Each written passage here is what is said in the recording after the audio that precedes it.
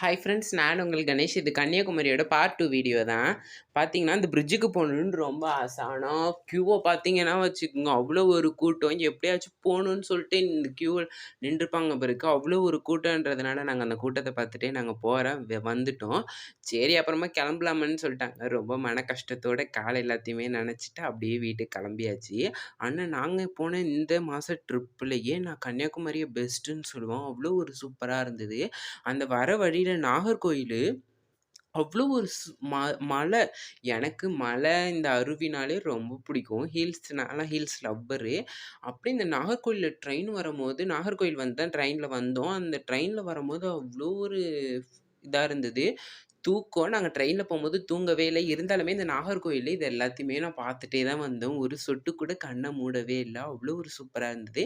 அப்புறம் என்ன வழக்கம் போல சிதம்பரத்தில வந்து டீய குடிச்சுட்டு வந்தாச்சு. நாளைக்கு ஒரு மினி வேக சந்திக்கலாம்.